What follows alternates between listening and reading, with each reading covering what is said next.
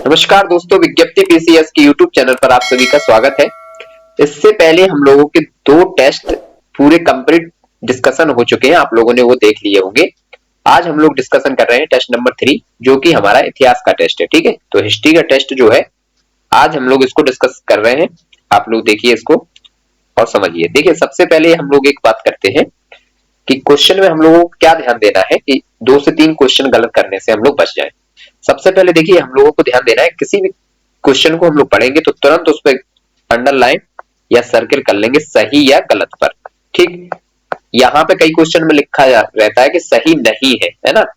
सही नहीं है मतलब गलत हम लोगों से पूछा जाता है, तो इसको देखना है ध्यान से।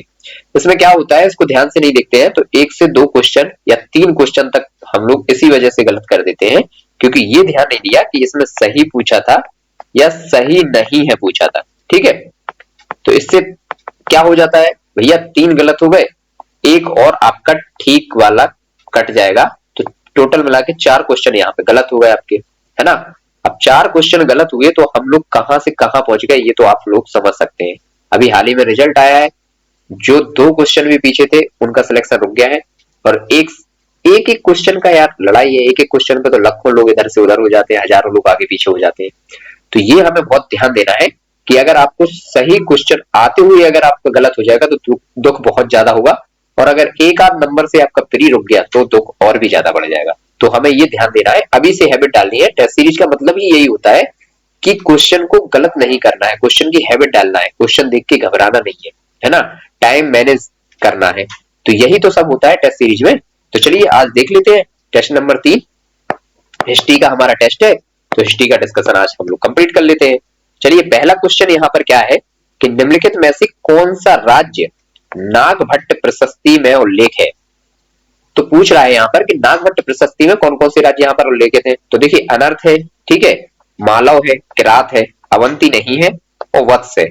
तो 1 2 3 5, तो हमारा राइट ऑप्शन हो जाएगा यहाँ पर सी। ठीक है, अब बात करते हैं अवंती की। तो अवंती का उल्लेख आपको कहां पर मिलेगा, तो अवंती का उल्लेख मिलेगा आपको अंगुत्तर निकाय में। ठीक, अंगुत्तर निकाय में मिलेगा। और आप लोगों ने एक चीज और पढ़ा होगा, जैन ग्रंथ जो है ना, जैन ग्रंथ में भगवती सूत्र जो बात है, भगवती सूत्र में भी आपको यहाँ पर मिल जाएगा। भगवती सूत्र में ये मालव के नाम से इसका डिस्कशन हुआ है, जिक्र हुआ है मालव। तो मालव आपको जहां पर मिलेगा भगवती सूत्र में, तो समझ लेना कि वहां पर बात की जा रही है किसकी, वो बात की जा रही है अवंती की। ठीक, तो अवंती यहाँ पर कट जाएगा, बाकी हो जाएंगे नागभट्ट प्रशस्ति की। यहाँ पर बात तो अभी हम लोग फिलहाल नागभट्ट प्रशस्ति की कर रहे हैं ना। तो क्वेश्चन में पूछा गया है कि नागभट्ट प्रशस्ति में किस किस राज्य को उल्लेखित किया गया है। तो वो किया गया है अनर्थ को, मालव को, किरात को और वत्स को। अवंती को नहीं किया गया। अवंती को कहां पर किया ये मैंने आपको बता दिया है। वहीं पर आप लोग जो प्रिंट आउट आप निकलवाते हैं वहीं पर लिख लिया करें, या फिर जो प्रिंट आउट नहीं निकालते हैं तो उसको पॉइंट बना के स्टार बना के लिख लिया करें, है ना। जैसे एक पेज लिया, उस पर लिखा टेस्ट नंबर 3 डिस्कशन, और जो आपको नहीं आया ना उसको ऐसे पॉइंट बना बना के आप लोग लिख लीजिए। जैसे इसमें अवंती आया तो अवंती के आगे लिख लीजिए अंगुत्तर निकाय और जैन ग्रंथ के भगवती सूत्र से। ठीक है, इस टाइप से आप करोगे तो जब आप पेपर देने जाओगे एग्जाम, उससे पहले आप इसको रिवाइज करोगे, क्योंकि भाई पूरा पेपर तो आप उठा के रिवाइज कर नहीं लोगे 140 के 140। वही क्वेश्चन तो रिवाइज करोगे जो आपको आए नहीं है। तो जो आए नहीं है वो कैसे करोगे, वो इसी टाइप से करोगे। जो नहीं आया उसको आप वहां पर अंडरलाइन कीजिए, मतलब एक पॉइंट बनाइए एक पेज पे। अगर आपने प्रिंट आउट निकलवाया तो प्रिंट आउट में कर लीजिए, नहीं तो एक पेज लीजिए, टेस्ट नंबर 3 लिखिए उस पे, और टेस्ट नंबर 3 में जो जो क्वेश्चन आपको नहीं आए उनको सबको वहीं पर लिख लीजिए, और लास्ट टाइम पे इन्हीं को रिवाइज करके जाइए। सही मतलब जो सही प्रक्रिया है वो तो यही है, बाकी आप लोग जो यूज करते हैं उसको भी यूज कर लीजिए, उसमें दिक्कत कुछ नहीं है। लेकिन यहाँ पे टाइम मैनेजमेंट और आंसर गलत नहीं करना है, ये तो सीखना ही है हमें। ठीक, आप देख लीजिए नेक्स्ट क्वेश्चन देखते हैं। क्वेश्चन नंबर 2, उत्तर मैरूर अभिलेख की बात हो रही है कि उत्तर मैरूर अभिलेख में कौन कौन सी जानकारी प्राप्त होती है। तो बात कर लेते हैं उत्तर मैरूर अभिलेख कहां पर मिलेगा आपको। तो ये मिलेगा तमिलनाडु में। अब तमिलनाडु की बात हो गई है तो आधी चीजें तो वैसे क्लियर हो जाएंगी, है ना। चलिए बात कर लेते हैं कि इसमें कौन कौन सी जानकारी प्राप्त होती है। तो सभा के सदस्यों का चुनाव की विधि, ठीक है, ये यहीं से प्राप्त होती है हमें उत्तर मैरूर अभिलेख से। ठीक है, सेकंड है कि विभिन्न समितियों के कार्य, ये भी यहीं से होती है। और फिर दिया है थर्ड कि चोल वंश के मंदिरों की समृद्धि का विवरण। तो ये यहाँ से प्राप्त नहीं होता है हमें, तो ये कट जाएगा। चोल वंश के मंदिरों की समृद्धि का विवरण नहीं मिलता है, यहाँ से मिलता है ग्रामीण प्रशासन की हमें जानकारी मिलती है। चोल वंश के जो ग्रामीण प्रशासन जो हुआ करता था ना, उसकी जानकारी यहां से मिलती है। तो ये 3 पॉइंट, तीसरा पॉइंट आपका कट जाएगा, पहला दूसरा यहाँ पे सही हो जाएगा, तो राइट ऑप्शन बी हो जाएगा। ठीक है, 2 क्वेश्चन हम लोगों ने देख लिए। अब नेक्स्ट देखते हैं तीसरा क्वेश्चन। तीसरे में पूछ रहा है कि देवदान का अर्थ क्या था। तो देवदान का अर्थ होता है मंदिरों को दान दी गई भूमि। तो डी ऑप्शन हो जाएगा आपका यहाँ पर राइट। देखिए एक ऑप्शन यहाँ पर बी में दिया है कि मंदिरों द्वारा दान दी गई भूमि, ये नहीं होता है, तो ये कट जाएगा आपका। ठीक, अब बात आती है कि और भी देख लेते हैं कि ब्राह्मणों को उपहार में प्राप्त भूमि को क्या कहते हैं। तो ब्रह्मदेह, ब्राह्मण की बात हो रही है तो ब्रह्म लिख लीजिए, और दे देना मतलब भूमि को देना, तो ब्रह्मदेह हो गया। ठीक, फिर है कि गैर ब्राह्मण किसानों की भूमि, तो ये हो जाएगा बेलन बगई, है ना, बेलन बगई, तो ये भी याद रख लीजिए। अब ये इस क्वेश्चन के अलावा, देवदान के अलावा अगर कोई और 2 क्वेश्चन कहीं और पर मिले तो ये ब्रह्मदेह और बेलन बगई ये दोनों याद रखना। ठीक है, तो ये भी हो गया आपका राइट ऑप्शन, यहाँ पर हो जाएगा डी। ठीक, ये हो गया खत्म। 4th क्वेश्चन क्या है आपका कि 7वीं शताब्दी में राजनीतिक परिवर्तनों के संदर्भ में निम्नलिखित कथनों पर विचार कीजिए। 7वीं शताब्दी की बात हो रही है और बात हमें करनी है कि कौन सा इसमें से सही है। तो देखिए राजाओं की केंद्रीकृत शक्ति कम हो गई थी। ठीक है, 7वीं शताब्दी में राजाओं की केंद्रीकृत शक्ति कम हो गई थी, वो मैं बता देता हूँ कि क्यों हो गई थी अभी थोड़ी देर में। क्षत्रियों के अलावा अन्य लोगों को भी राजा के रूप में स्थापित किया गया था, बिल्कुल ये भी सही बात है। तो राइट ऑप्शन आपका हो जाएगा यहाँ पर सी। ठीक, आप देख लेते हैं कि क्यों हो जाएगा। देखिए ये 7वीं शताब्दी की बात हो रही है, तो 7वीं शताब्दी में अगर आप लोगों को याद हो और हम लोग यहाँ पर छोटा सा एक मैप बनाए तो उसमें बात कर लेते हैं एक त्रिगुट संघर्ष की। त्रिगुट संघर्ष आप लोगों ने जरूर पढ़ा होगा, है ना। चलिए त्रिगुट संघर्ष की बात कर लेते हैं। त्रिगुट संघर्ष में क्या था, पाल, प्रतिहार और राष्ट्रकूट संघर्ष की बात की गई थी, है ना, पाल, प्रतिहार और राष्ट्रकूट। तो जब इन तीनों में संघर्ष चला था तो उसके बाद यहाँ पर देखिए आपको मिलेंगे पाल, यहाँ पर राष्ट्रकूट, और नर्मदा के ऊपर वाले हिस्से में यहाँ पर मिलेंगे प्रतिहार। तो जब इन तीनों का संघर्ष चला तो ये बहुत लंबे समय तक खिंच गया, और इनके संघर्ष चलते चलते ना ये राज्य छोटे छोटे बीच के जो राज्य थे ना ये छोटे छोटे टुकड़ों में बट गए। ठीक, यहाँ के राजा और दूसरे छोटे छोटे राजा उत्पन्न हो गए यहाँ पे। तो यहाँ पर क्या हुआ कि केंद्रीकृत शक्ति कमजोर हो गई, और जो अन्य राजा थे क्षत्रियों के अलावा अन्य जो राजा होते थे वो स्थापित होकर सामने आए। तो ये चक्कर था कि 7वीं शताब्दी में राजनीतिक परिवर्तन के संदर्भ में राजाओं की केंद्रीकृत शक्ति कम हो गई और अन्य राजा सामने उभर के सामने आए। ठीक है, अब आप इस चीज को समझ लोगे तो आंसर हो गया आपका यहाँ पर सी। ठीक, अब नेक्स्ट क्वेश्चन देख लेते हैं कि नीचे दिए गए नामों पर विचार करना है। मणिग्रामम आप लोगों ने पढ़ा होगा, ये तो नॉर्मल सा क्वेश्चन है। चेट्टियार और मारवाड़ी ओसवाल। देखिए अब बात हो रही है यहाँ पर कि उपरोक्त नाम किस समूह को उदाहरण है। तो वहां पर दिया था एक मणिग्रामम, तो मणिग्रामम तो सब लोगों ने पढ़ा ही है, साउथ का इतिहास जिन्होंने थोड़ा बहुत भी पढ़ा होगा। और वहां पे दिया है मारवाड़ी, मारवाड़ी से ही आप पकड़ लीजिए। मारवाड़ी आपको जहां भी मिलेंगे ना वो क्या किस लिए मिलेंगे, मारवाड़ी जान जाते हैं हमेशा व्यापार के लिए, है ना, तो व्यापारी समूह। ठीक है, यहाँ पर कई लोग ये बात कर रहे हैं कि क्वेश्चन पता नहीं कहाँ से दे दिए हैं, मतलब कितने टफ क्वेश्चन बना दिए हैं। तो मैं आपको बता दूं कि ये टफ क्वेश्चन नहीं है। आप लोगों ने जो इससे पहले भी आरओ की परीक्षा दी होगी उसमें क्वेश्चन 5 से 6 क्वेश्चन आपको ऐसे देखेंगे ना जो एकदम से आपको लगेगा कि ये कहाँ से पूछ लिए, और वो क्वेश्चन आपको फिर से पूछे जाए दोबारा से, तो ऐसे क्वेश्चन यहाँ पे हम लोग खुद उसमें मतलब आंसर ये आपके क्वेश्चन पेपर में ऐड कर रहे हैं। और उससे क्या फायदा होगा कि ऐसे क्वेश्चन आप हैबिचुअल हो जाओगे जब तक, है ना। अगर आपको ऐसे क्वेश्चन वहां दिखेंगे तो आपको एकदम से बुरा नहीं लगेगा, क्योंकि यहाँ आप क्वेश्चन देख रहे हो सकता है अगर यही क्वेश्चन रिपीट हो गया तो आपको ये एक क्वेश्चन सीधा सीधा बहुत आगे ले जाएगा, है ना। चलिए देखिए, जो सबको आ रहा है वो तो हमें करना ही है, और जो किसी को नहीं आ रहा उनमें से अगर 4 से 5 क्वेश्चन आपने कर दिए ना तो आप बहुत आगे निकल जाओगे। चलिए नेक्स्ट क्वेश्चन देख लेते हैं। हड़प्पा सभ्यता के संदर्भ में निम्नलिखित कथनों में से कौन से सही है। ठीक है, बात हो रही है कि हड़प्पा सभ्यता के संदर्भ में कौन सा सही है। तो हड़प्पा सभ्यता के लोग पौधों और पशुओं से भोजन प्राप्त करते थे। ठीक है, ये तो यहाँ तक तो ठीक है, लेकिन उसकी भोजन सूची में मछली शामिल नहीं थी, ये गलत हो जाएगा।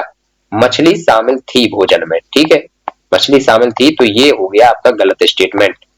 फिर सेकंड क्या है, हड़प्पा सभ्यता में अनाज में कौन सा गेहूं, जौ, मसूर, चना और तिल शामिल थे, ये ठीक है, ये वाला स्टेटमेंट ठीक है, सेकंड वाला ठीक है। तो थर्ड है कि हड़प्पा स्थलों पर पाई गई पशुओं की हड्डियों में भेड़, बकरी, भैंस, सुअर, हिरन, घड़ियाल शामिल थे, ये भी ठीक है। तो पूछ रहा है कि सही उत्तर बताना है आप लोगों को। तो एक तो गलत हो गया, सेकंड और थर्ड सही है, तो आपका राइट ऑप्शन हो जाएगा सी। ठीक है, ये हो गया राइट ऑप्शन सी। चलिए नेक्स्ट क्वेश्चन देख लेते हैं कि हड़प्पा सभ्यता में समाधियों के संबंध में बात करनी है कि कौन सा सही है। ठीक है, चलिए पढ़ लेते हैं। कुछ कब्रों में मिट्टी के बर्तन और आभूषण मिले हैं और ये पुरुषों तथा महिलाओं दोनों की कब्रों में पाए जाते हैं। ये बिल्कुल ठीक है। ठीक है, अब नेक्स्ट देख लेते हैं कि ऐसा प्रतीत होता है कि हड़प्पा वासी मृतकों के साथ कीमती वस्तुएं दफनाने में विश्वास नहीं रखते थे। ये हो जाएगा गलत। दफनाने में विश्वास रखते थे। देखिए उस समय कीमती वस्तुएं क्या होती थी, या तो होते थे मृत भांड और अनाज। तो मृत भांड और अनाज दोनों को दफनाया गया है, तो कीमती वस्तुएं ये बोल रहा है कि नहीं किया जाता है, तो ये हो जाएगा गलत। सेकंड जो स्टेटमेंट वो गलत और फर्स्ट स्टेटमेंट हो जाएगा सही। अब पूछा है कि सही का उत्तर कीजिए, तो केवल एक, राइट ऑप्शन आपका ए हो जाएगा यहाँ पे। ठीक है, नेक्स्ट देख लेते हैं। 8वां क्वेश्चन क्या कह रहा है कि 6ठी से 4ठी शताब्दी ईसा पूर्व के बीच मगध सबसे शक्तिशाली महाजनपद बना। इसके संभावित कारण कौन से हो सकते हैं? तो चलिए पढ़ लेते हैं कौन कौन से कारण इसमें दे रखे हैं। पहला दे रखा है कि मगध क्षेत्र में कृषि उत्पादक थी। बिल्कुल ठीक, क्योंकि भैया देखिए गंगा वाला एरिया है, गंगा का जो गंगा का एरिया है निचले वाला, साउथ बिहार में ही तो मगध है ना आज के टाइम पे। ये मान लीजिए बिहार हो गया, ये बीच से गंगा रिवर निकल गई, तो ये वाला इलाका जो था ये था मगध का। ठीक है, तो यहाँ पे जो गंगा का दोआब ही कह सकते हैं इसको एक तरीके से, और एक और निरंजना नदी भी, पुनपुन रिवर भी यहाँ से निकलती थी।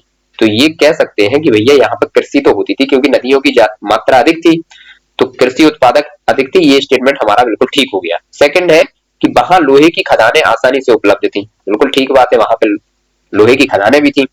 वहां हाथी उपलब्ध थे जो सेना की एक महत्वपूर्ण भूमिका या हिस्सा थे, तो ये भी ठीक हो गया। हाथी, मगध साम्राज्य में हाथी सबसे ज्यादा थे। ठीक है, क्योंकि एक बड़ा साम्राज्य था और वहां पे हाथी उपलब्ध भी थे। नदियों के कारण संचार सस्ता और सुविधाजनक था। देखिए नदियों से क्या होता था, व्यापार हो जाता था। यहाँ से देखिए आप, यहाँ से जब गंगा से जाएंगे, गंगा से होते हुए तो सीधा पश्चिम बंगाल होते हुए और सीधा पहुंच जाएंगे यहाँ पर, कहाँ पर, बंगाल की खाड़ी में। तो यहाँ से जो व्यापार होता था वो एकदम सीधा और सरल हो जाता था और सस्ता भी हो जाता था।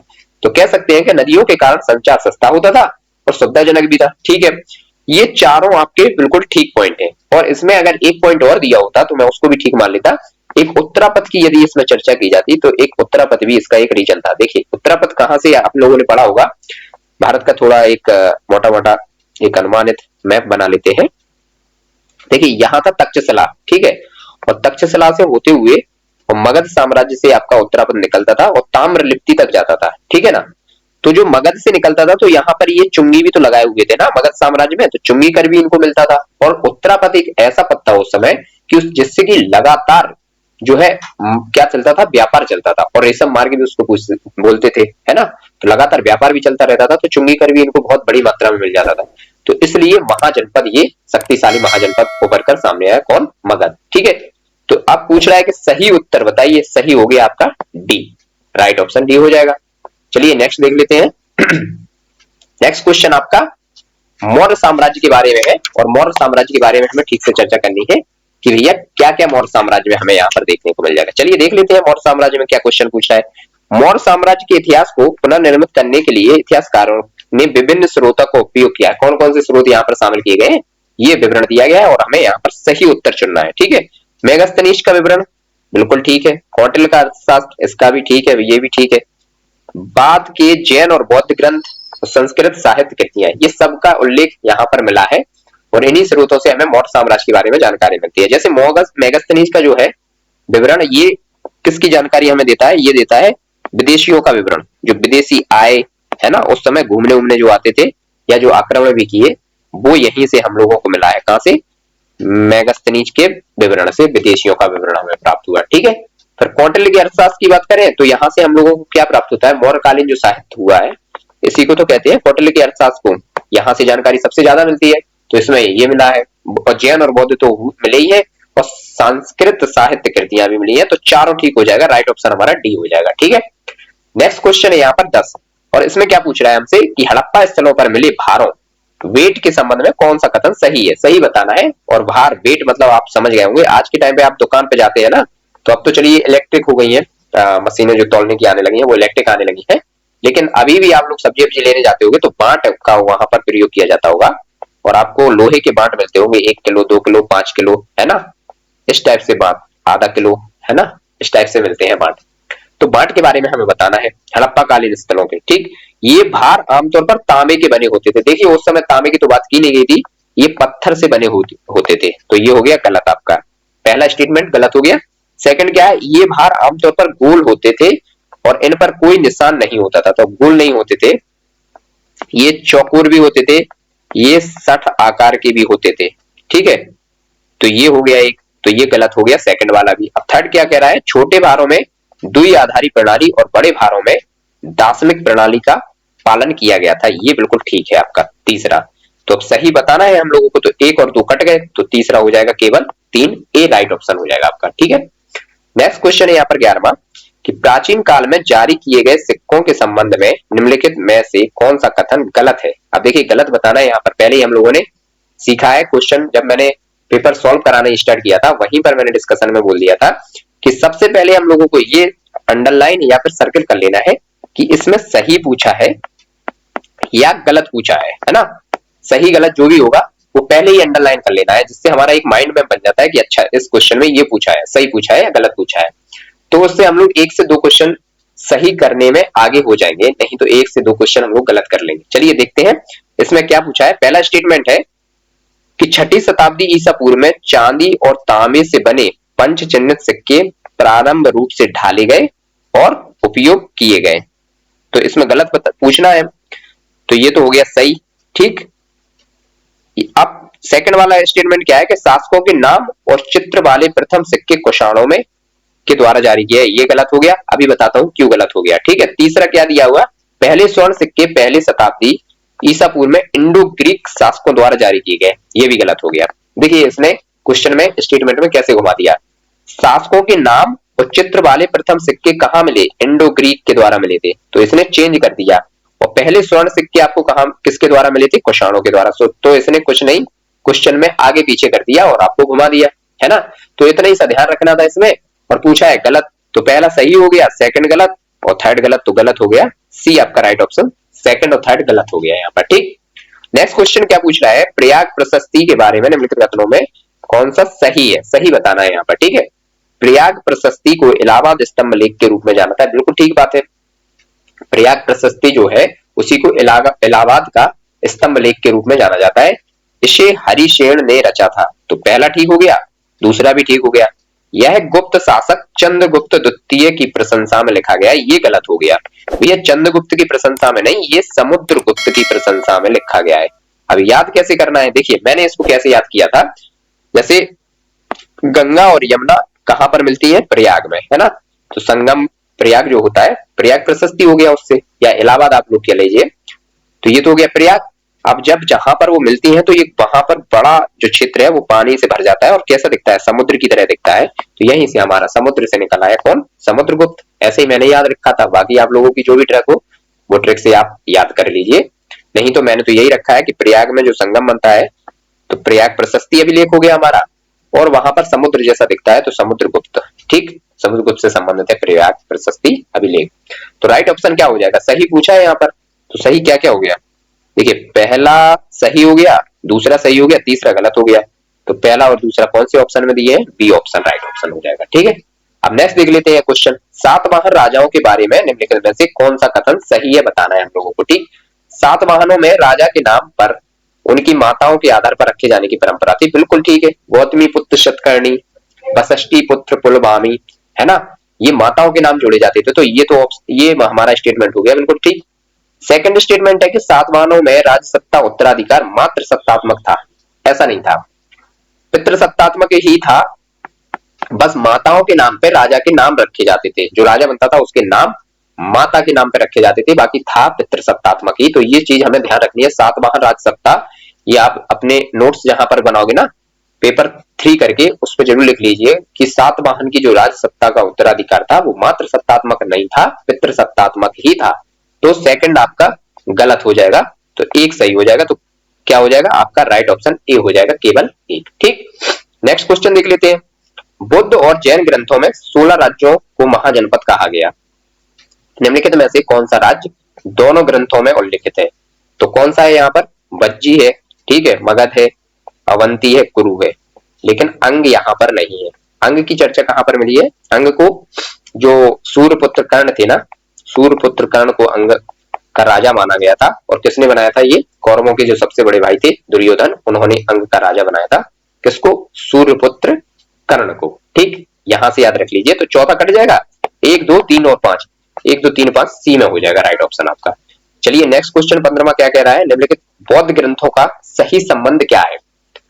तो विनय पिटक के बारे में बात हो रही है कि नियमों का संकलन, बिल्कुल ठीक है। और इसी में आप लोग लिख लीजिए कि पुरुष और महिला के लिए क्या अलग से अलग अलग शाखा का जो जिक्र किया गया है वो कहां पर किया गया? इसी में किया गया। कहां पर? विनय पिटक में। ठीक है।